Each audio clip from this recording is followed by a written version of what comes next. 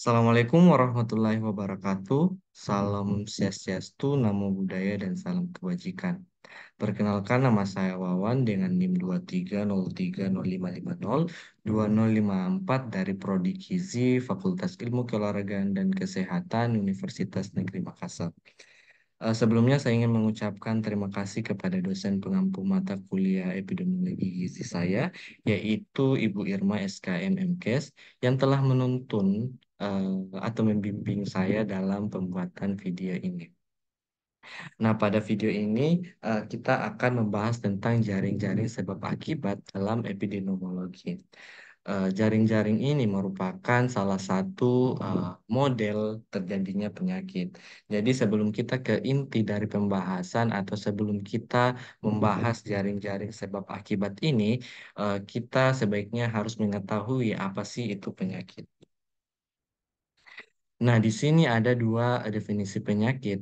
Nah, yang pertama itu definisi menurut Gold Medical Dictionary yang mengatakan bahwa penyakit adalah kegagalan dari mekanisme adaptasi suatu organisme untuk bereaksi secara tepat terhadap rangsangan atau tekanan sehingga timbulnya gangguan pada fungsi atau struktur di bagian atau organ atau sistem tubuh.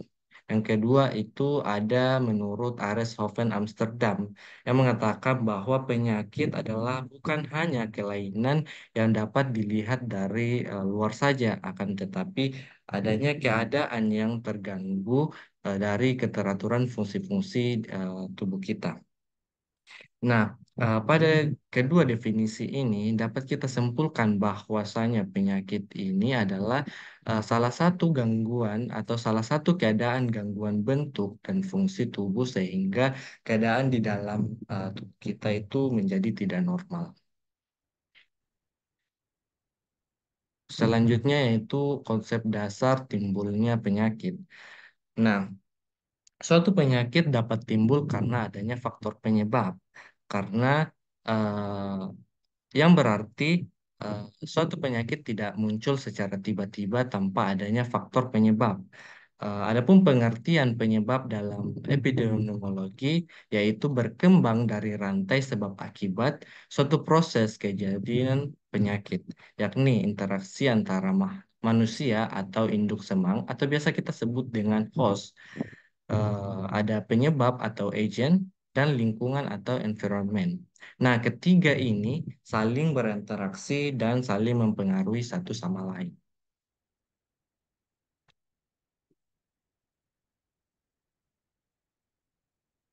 Selanjutnya yaitu model timbulnya penyakit.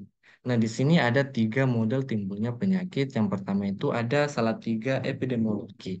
Salatiga ini meliputi ada agent atau penyebab penyakit seperti bakteri, eh, bakteri, virus, atau faktor lingkungan. Yang kedua itu ada pejamu.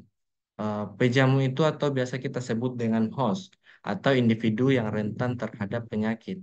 Dan yang ketiga itu ada lingkungan atau environment. Faktor ini meliputi faktor eksternal yang mempengaruhi agen atau penjamu seperti kondisi sanitasi, iklim, dan kebiasaan hidup. Yang kedua itu ada model roda atau biasa kita sebut dengan well. Model ini menggambarkan interaksi antara faktor genetik dan lingkungan. Roda ini terdiri dari inti genetik di pusat dan berbagai faktor lingkungan di sekelilingnya. Yang ketiga itu ada jaringan sebab akibat.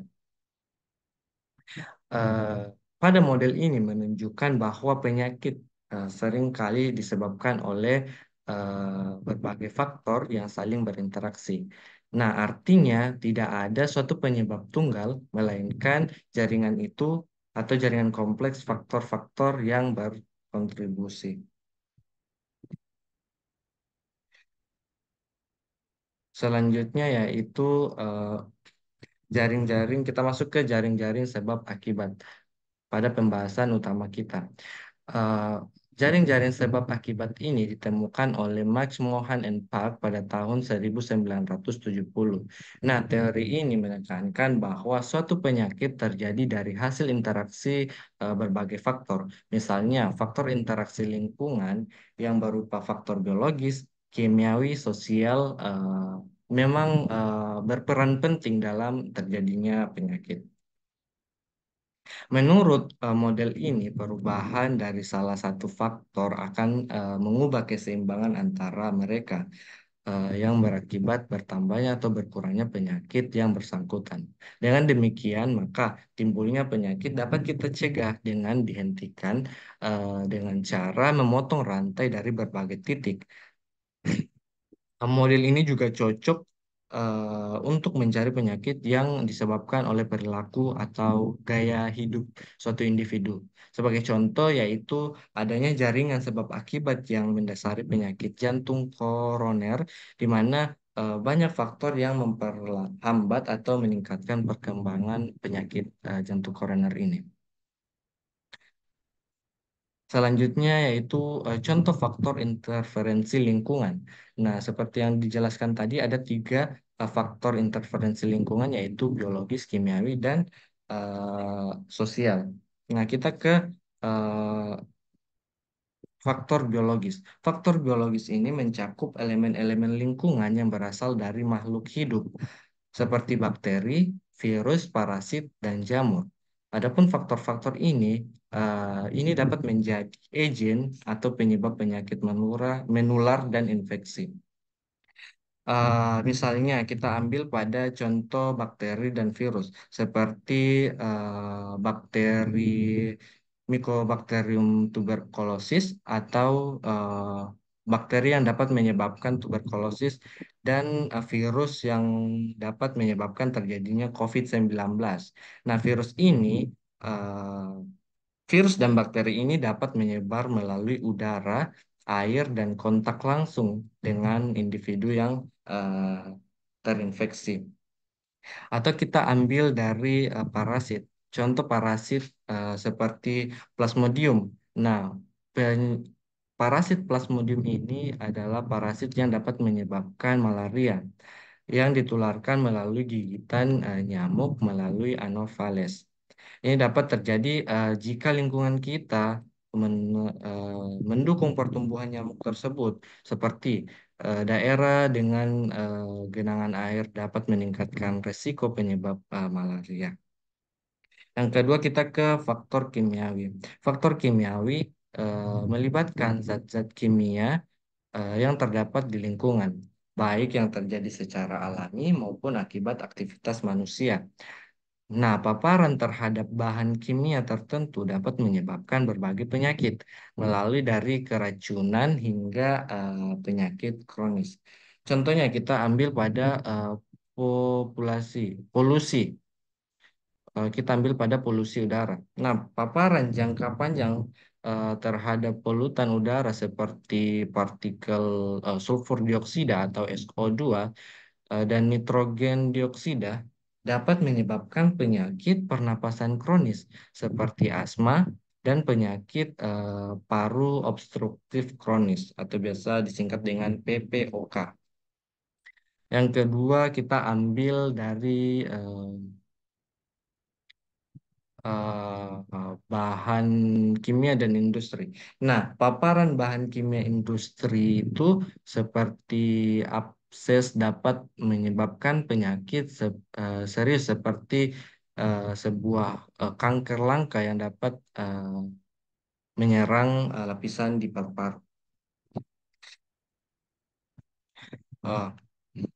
Nah, selanjutnya kita ke faktor sosial.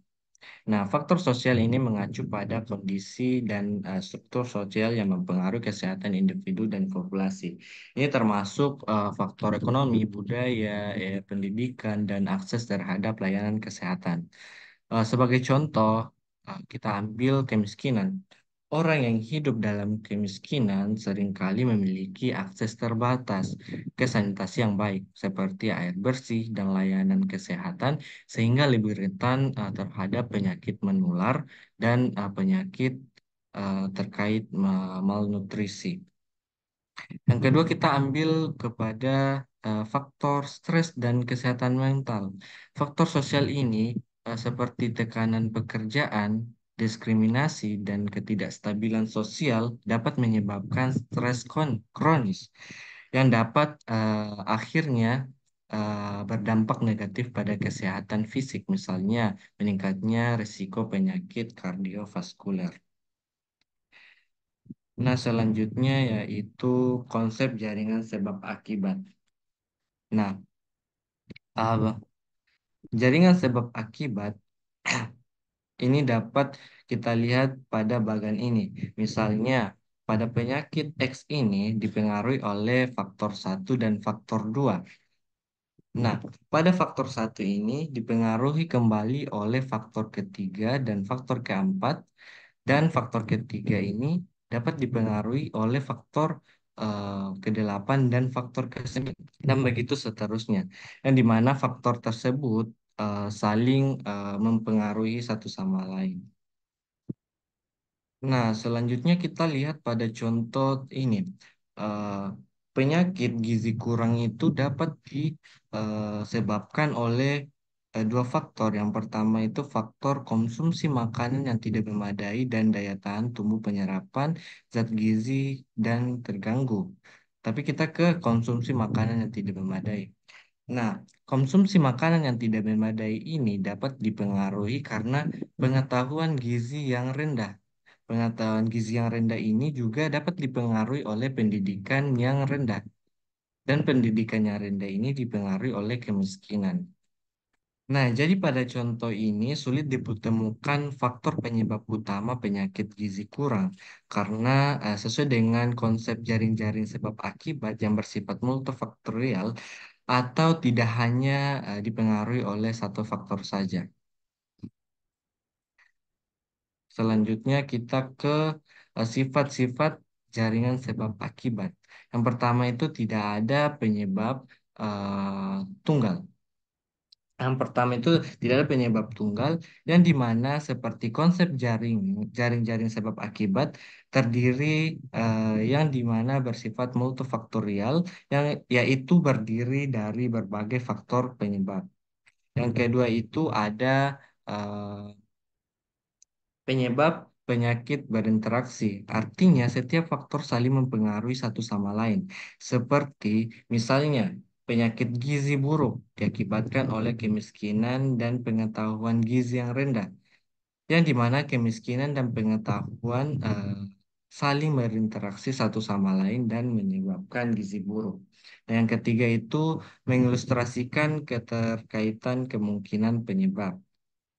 Nah, seperti contoh tadi, setiap faktor memiliki interaksi yang dimana menggambar suatu faktor ke faktor lainnya. Jadi, kesimpulan pada video ini yaitu jaring-jaring sebab akibat merupakan metode timbulnya penyakit yang dimana faktor penyebab penyakit ini atau faktor penyebab eh, penyakit ini bersifat multifaktorial atau tidak hanya terdiri dari satu faktor. Nah, mungkin ini saja yang dapat saya sampaikan. Kurang lebihnya mohon dimaafkan. Wassalamualaikum warahmatullahi wabarakatuh. Terima kasih. Yeay.